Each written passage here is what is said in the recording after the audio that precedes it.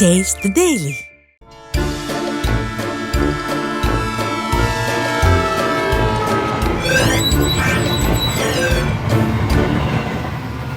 இந்த வருஷம் ஆரம்பிச்சு இன்னும் 6 மாசம் முழுசா முடியல. அதுக்குள்ள 500க்கும் மேற்பட்ட கொலைகள் நடந்திருக்கு.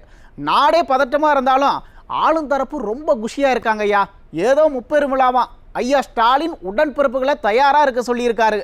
ஜனங்க ரேஷன்ல பருப்பு போடுவாங்களா மாட்டாங்களான்னு புலம்பிட்டு இருக்கையில உடன்பிறப்புகள் விழாவில் காவாலையா பாட்டு ஓடுமா அச்சோ அச்சோ பாட்டு ஓடுமான்னு ஜாலியாக பேசிகிட்டு இருக்காங்க.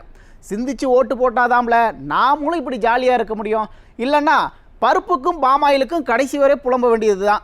சரி மக்களே, குறுஞ்செய்திகளை பாருங்கள், விரிவான செய்திகளை சொல்கிறேன்.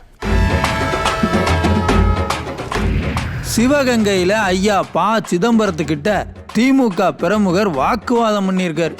உங்களுக்கு ஓட்டு போட்டு என்ன பிரயோஜனம்னு கேட்டு சண்டை போட்டிருக்காரு. மூத்த தலைவருக்கு திமுக உடன்பிறப்பு கொடுக்குற மரியாதையை பாருங்க. இதுக்குத்தான் அண்ணன் செல்வ பெருந்தகை சார்ந்து இருக்கக்கூடாதுன்னு சொல்றாரு போல.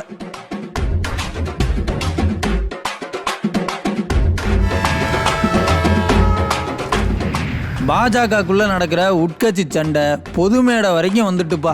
அக்கா தமிழிசைய ஆந்திராவில் பொது மேடையில் பலர் பார்க்கையில் ஐயா அமித்ஷா கண்டிச்சிருக்கார்.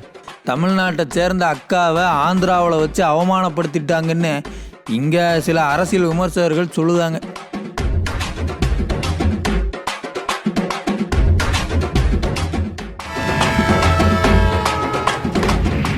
பாஜக 400 சீட்டு 400 சீட்டுன்னு ஆடி இப்போ 240 கடந்து தவிச்சுக்கிட்டு இருக்காங்கல்ல. அது மாதிரி ஐயா ஸ்டாலின் 200 சீட்டுன்னு பேச ஆரம்பிச்சிருக்காரு. அதாவது அங்கேயாவது கூட்டணி போட்டு தப்பிச்சுக்கலாம், மாநிலத்தில் அதுவும் முடியாது. ஐயா பண்ணுற அலங்கோல ஆட்சிக்கு 2011 ஒரு தீர்ப்பு வந்தது பாருங்க, அதுதான் திரும்ப வரும்னு நாம் சொல்லலை, விவரம் தெரிஞ்சவங்க சொல்கிறாங்க.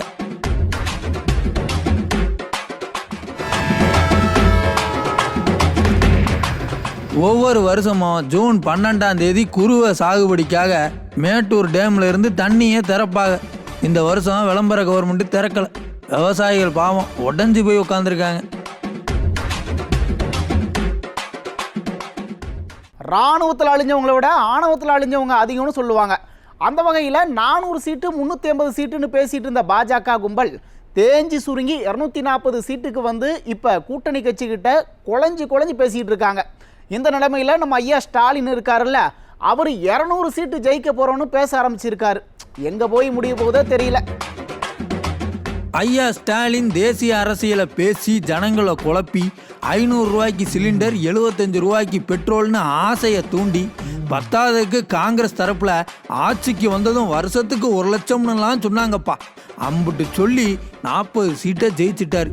இந்த வெற்றி தேசிய அரசியல் பேசுனதாலையும் பொய் வாக்குறுதிகளை கொடுத்ததாலையும் கிடைச்சதுன்னு ஐயா ஸ்டாலினுக்கு புரியலை.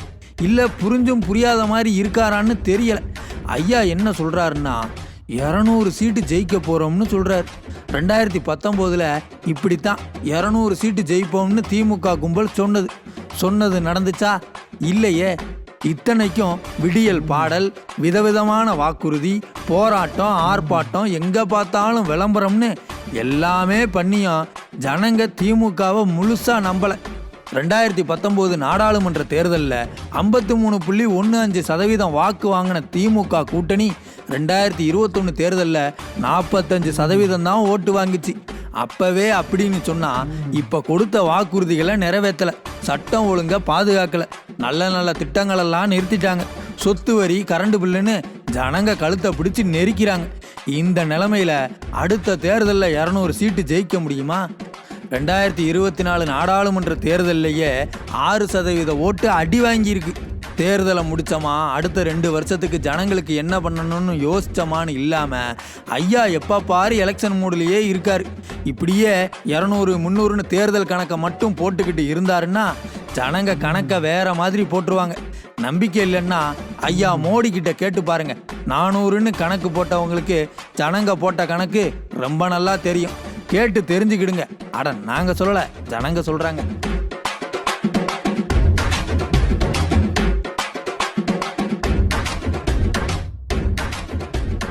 ஐயா ஸ்டாலின் முதலமைச்சர் ஆன பிறகும் அரசியல்வாதியாகவே இருக்கார். அதான் எப்பவும் தேர்தலை பற்றியே யோசிக்கிறார். ஓட்டு போட்டாங்களே, விடியல் கொடுக்குறோம்னு சொன்னோமே, எதை பற்றியும் திமுகவுக்கு கவலை இல்லை. ஆனால் திமுக விடியலை கொடுக்கும்னு நம்பின விவசாயிகள் கிடந்து நொந்துக்கிட்டு இருக்காங்கப்பா. ஒப்பாரி வச்சு அழுவாத குறை தான். நானும் டெல்டாக்காரன் தான் சினிமா பட வசனம் மாதிரி டயலாக் எழுதி கொடுத்தா ஐயா ஸ்டாலின் சும்மா சூப்பராக பேசுவார். ஆனால் கர்நாடகாவில் போய் காவிரி தண்ணியை கேளுங்கன்னா ஐயாவுக்கு முடியாது. மேட்டூர் டேமில் இருந்து ஒவ்வொரு வருஷமும் ஜூன் 12ஆம் தேதி குறுவை சாகுபடிக்காக தண்ணியை திறக்கணும். ஆனால் பாருங்க, இந்த வருஷம் இன்னைக்கு தண்ணியே திறக்கிற மாதிரியும் தெரியல. நாகப்பட்டினத்தில் மட்டும் 1.5 லட்சம் ஏக்கர் விவசாய நிலம் இந்த தண்ணிக்காக காத்து கிடக்கு. போன தடவை எல்லாம் போச்சு, இந்த தடவையாச்சும் சரியா தண்ணியை கொடுக்கணுமா இல்லையா? அதான் விவசாயிக பூரா போன அதிமுக ஆட்சியில் எப்படி இருந்தோம், இப்போ எப்படி இருக்கோம்னு சொல்லி புலம்பிக்கிட்டு இருக்காங்க. ஜூன் 12 தமிழக டெல்டா காவிரி விவசாயிகளுக்கு குறுவைக்கு தண்ணீர் திறக்க வேண்டிய நாள். ஆனால் இன்று வரை இந்த தமிழக அரசு குறுவை சாகுபடி பற்றி எதுவும் பேசலை, தண்ணீரும் இன்று திறக்கவில்லை. இன்றைக்கி டெல்டா மாவட்டம் ஃபுல்லாக தார் பாலைவனமாக காட்சி அளிக்குது. விவசாயிகள்லாம் பரிதவிப்பில் இருக்கிறாங்க.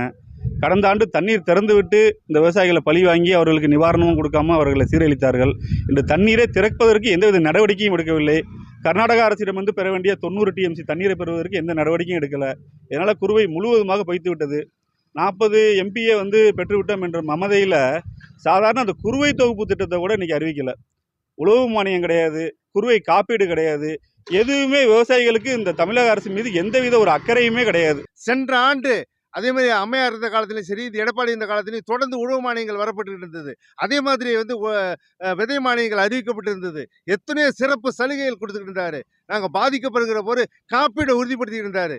3 ஆண்டுகளில் எங்கேயாவது ஒரு கடகோடியில் இருக்கிற விவசாயிக்கு ஒரே ஒரு ₹1 இந்த அரசு கொடுத்துருக்குன்னு சொன்னா நான் விவசாயம் இருக்கிறதுக்கு லாய்க்கு இல்லை. பார்த்தீங்களா, 200 சீட்டுன்னு தேர்தல் கணக்கு போடுறவங்க கொஞ்சம் இந்த விவசாயிகள் போடுற கணக்கையும் தெரிஞ்சுக்கிடணும். அட நான் சொல்லலப்பா, விவசாயிகள் சொல்றாங்க.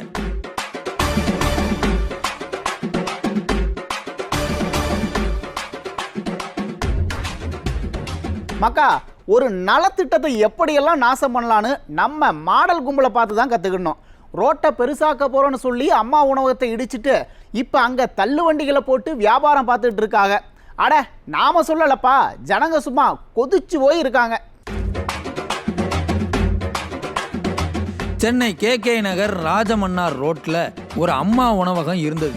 ராஜமன்னார் ரோட்டை விரிவாக்க போகிறோம்னு சொல்லி அம்மா உணவகத்தை சென்னை மாநகராட்சி இடித்தது. ஏழை எளிய மக்கள்லாம் இடிக்கக்கூடாதுன்னு எவ்வளவோ எதிர்ப்பு தெரிவித்தோம். அதையெல்லாம் மீறி அம்மா உணவகத்தை இடித்தாங்க. சரி, இடித்தவங்க ரோட்டை விரிவாக்கம் பண்ணி ஜனங்களுக்கு பிரயோஜனப்படுற மாதிரி ஏதாவது பண்ணணுமா இல்லையா? இப்போ அம்மா உணவகம் இருந்த இடத்துல பார்க்கிங் மாதிரி யூஸ் ஆகிக்கிட்டு இருக்கு. அங்கே தள்ளுவண்டி கடை போட்டு சில பேர் வியாபாரம் பண்ணிக்கிட்டு இருக்காங்க. சும்மா இல்லைப்பா, தள்ளுவண்டி கடைகளில் இருந்து திமுக கவுன்சிலர்களுக்கு கரெக்டாக மாமூல் போகுதான். அட நாம சொல்லலை, அந்த ஏரியா ஜனங்க சொல்கிறாங்க. சரி, அம்மா உணவகத்தை தான் காலி பண்ணிட்டாங்க.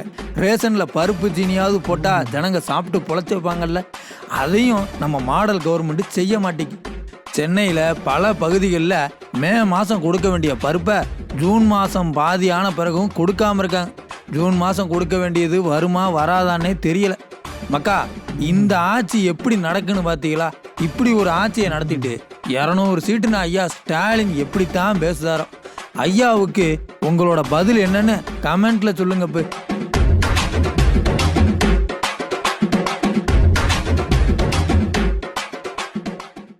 மக்கா, கலவரம் பண்ணாதான் கட்சியை வளர்க்க முடியும்னு பாஜக மாவட்ட தலைவரும் இந்து மக்கள் கட்சி பிரமுகரும் பேசிட்டு இருந்தாங்கல்ல, அந்த நபரை கைது பண்ணியிருக்காங்க. கலவரம் பண்ணணும்னு பேசினவர் கம்பியை நீட்டு இருக்காரு. கோவில் கட்டுறது, பிரித்து திருச்சி பேசுகிறதெல்லாம் இந்த காலத்தில் வேலைக்கு ஆகாதுன்னு இந்த கும்பல் எப்போ தான் புரிஞ்சுக்க போதோ தெரியல. சரி மக்களே, இன்னைக்கு நிகழ்ச்சி இத்தோட முடிஞ்சது. நாளைக்கு மறுபடியும் சந்திப்போம். நன்றி, வணக்கம்.